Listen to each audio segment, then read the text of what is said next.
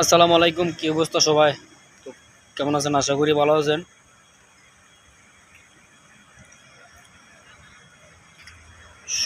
শুভরাত্রি।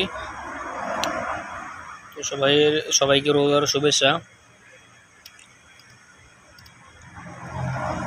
তো এভরিওয়ান, আজকে আমাদের এদিকে একটা ঘটনা হয়েছে। তো বাংলাদেশি মানুষ একটা ভাই কাতারে মারা গেছে হঠাৎ করে।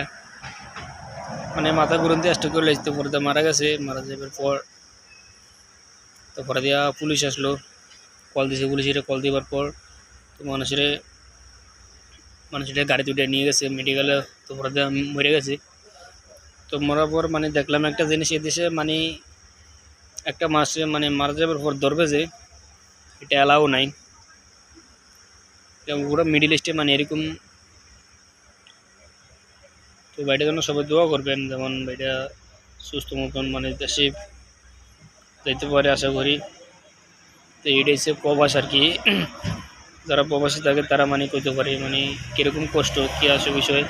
একটা মানুষ মরলে তো তাদের এই অবস্থা হয়। তো নাই কোনো গার্জিয়ান, নাই কোনো কিছু। এসে মানুষের একটা আত্মত্যাগ বললে চলে, অনেক দুঃখ কষ্টে। তো পরে মানুষের দেখলাম আর কি। তো আমরা গেছিলাম মেডিকেলে দেখবার জন্য। তো পর দিয়া দেখবার দেয় না, সাইন টাইন লাগে, অনেক কিছু লাগে। তো পর দিয়া এই অবস্থা। আল্লাহ সব ভালো থাকবেন, আশা করি বাইটার জন্য দোয়া করবেন। বাইটার বাড়ি যদি নোয়াখালী, রামগঞ্জ থানা। আল্লাহ হাফেজ।